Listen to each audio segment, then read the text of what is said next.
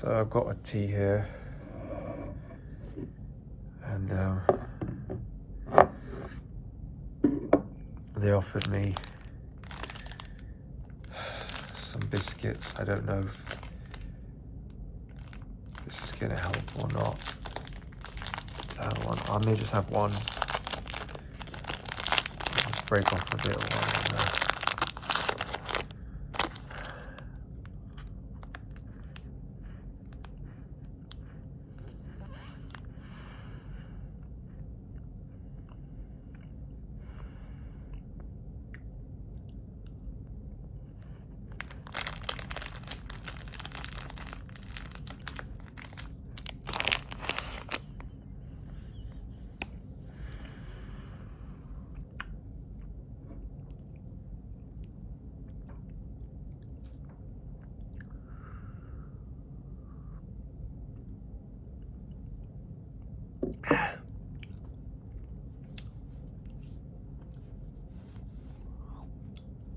Philippos used to tell me, he'd say, you've separated physically from your parents.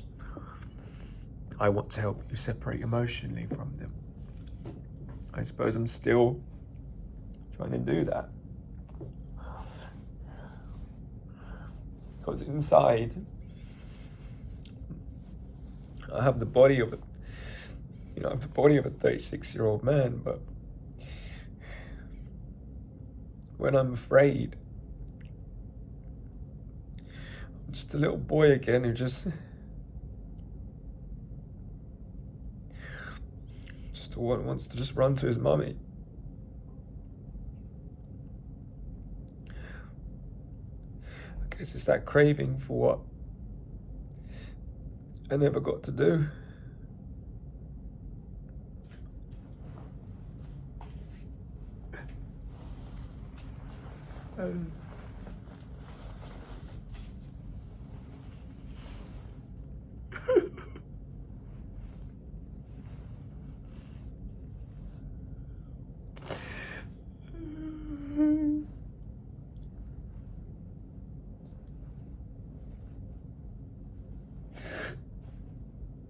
And I tried to run down to her still, in my own way.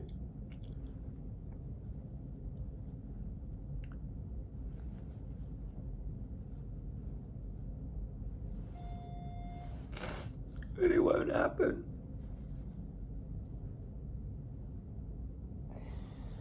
She's very hardened. She's just a hardened. If she gets emotional, she gave me a hug when I was there, actually, crying, saying that she was worried, she thought it was her.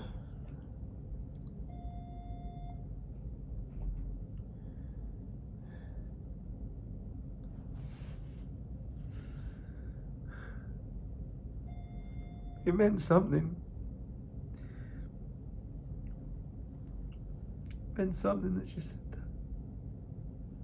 She realized, she said, I've had this with both children.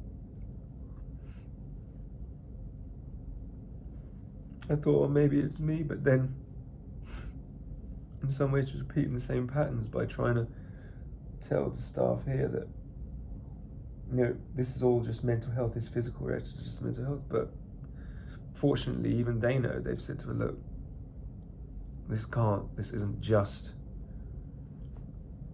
the cause may be mental health, but what needs to be treated now is not just the mental health, because we need to see what's causing these enzymes. Even if it is mental health, we still need to check the physical causes. We can't release someone from hospital not knowing.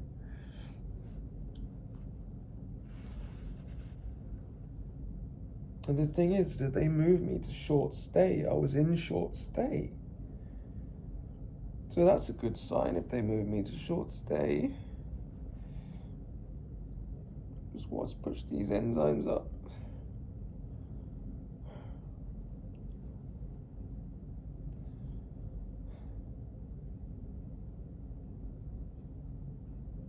I've realised now how hard it is for people that are going through this. I took my health for granted. If anyone out there knows anyone who's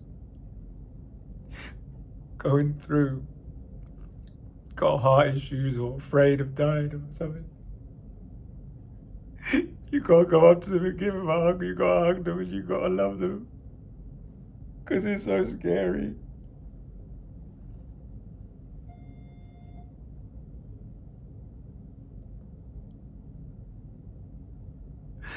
Just go up to the people you love and just give them a hug and tell them how much you love them.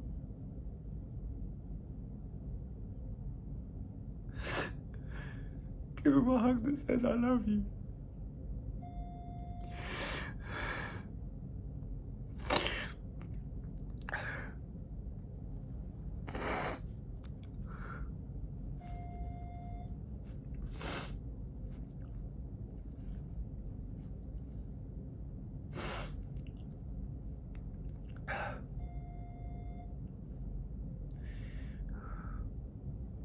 I've lost so much fucking weight. No, what was that at 57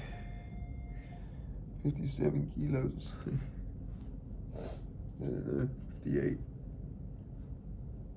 It's not too bad, I guess. Just don't want to lose any more.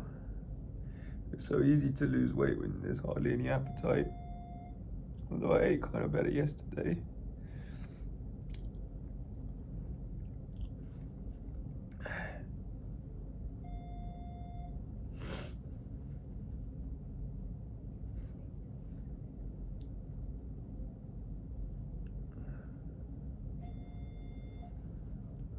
Just want to go back to my house, be able to sleep again.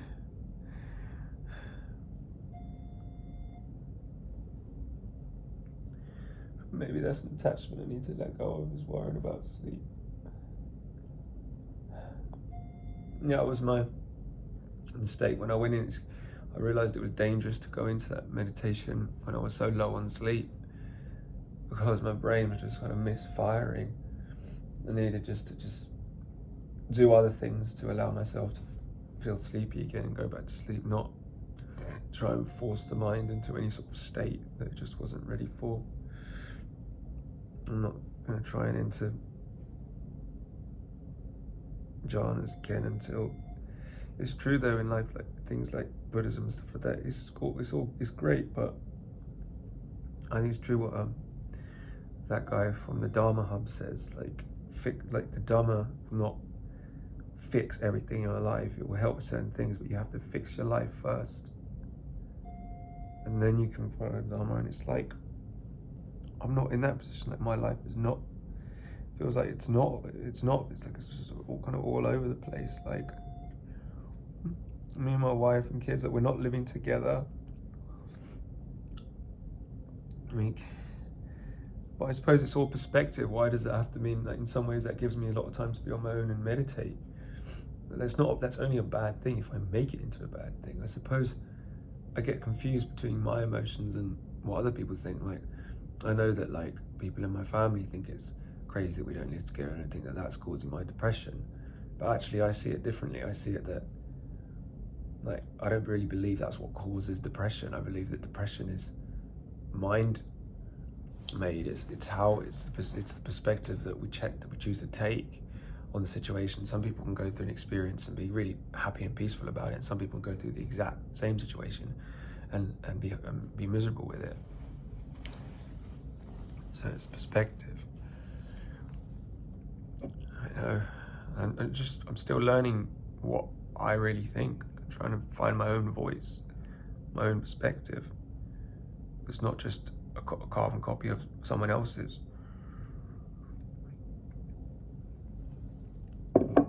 Not a carbon copy of my dad's, not a carbon copy of my mom's, not a copy of my sister's. Like my perspective. What is my perspective? I think, yeah, ideally, family should live together. Husband, wife, kids should live all together. Yes, definitely. However, at the moment, because of the way I am and the way that I've been for a long time, and even though it's painful to accept, but the fact that the job didn't come through, and I don't have much money, and it's hard for me to support a family at the moment, emotionally or financially, because I'm not always emotionally available, I guess. I haven't always been emotionally available for my kids, and it's not fair on them, right?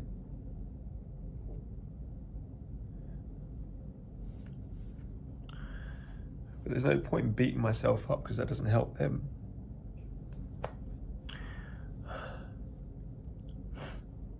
And at the end of the day, I have to separate how much am I so wishing to live with my wife and kids for my benefit, and how much is for them. Because if I'm just saying, oh, not that there's anything wrong with, it doesn't have to be just, completely things do. Sometimes what you do for yourself can also be good for other people, or what you do for other people can also be good for yourself. But the fact is that my wife is, at the moment, she's not,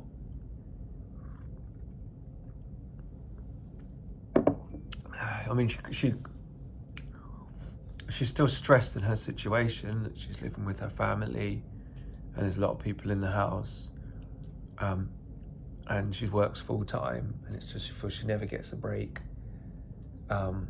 Works full time, got 3 kids to look after. Then her family asks her to help with stuff, and she's living with them. On the one hand, she's got stress, but on the other hand, when we were living together in the house, she found it more stressful because,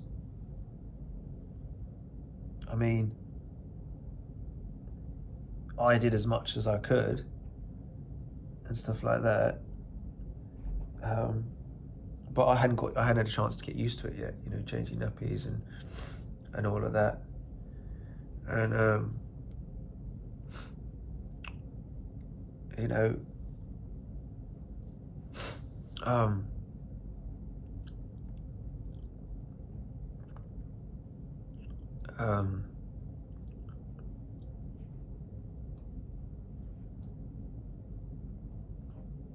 she didn't feel she had enough support, and she didn't.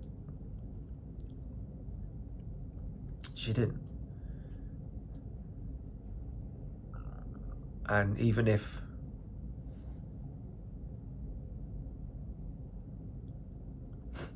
I was giving her the most support that a husband and father can give, let's say I was giving her the most support, it's still a stark contrast for her just to have one other person to help, rather than she's got many people where she is, and that's just what she's used to. That's what she's got used to.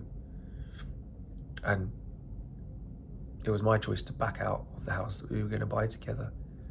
But looking back, in some ways, maybe it was still the right thing that we didn't get, because if we did get the house, and then I sold my house for us to get that house together, and then we're there, and then she goes back, then I potentially live in Warsaw, and where I prefer where I live to where this house in Warsaw was, and I'm just there by myself in a house that really has got more space, but aside from that, it's no better, and it's in a worse location, and I'm near the canal, I'm near the park, and I had a feeling that could happen, that we could move in together, and she may want to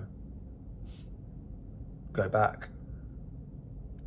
Because even before I asked her to leave, she still, there were times she wanted, we were having arguments. We were still learning each other's personalities, I guess. So we were still having arguments. I wasn't ready. That's the truth. I wasn't ready for a relationship. I wasn't ready for marriage. I wasn't ready for children. But then at the same time, it's all different ways of looking at it, because when would I have been ready?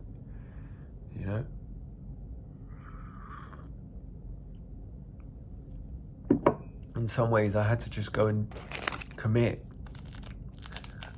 and jump in at the deep end. Otherwise, I never would have if Hannah jumped in at the deep end and just go for it,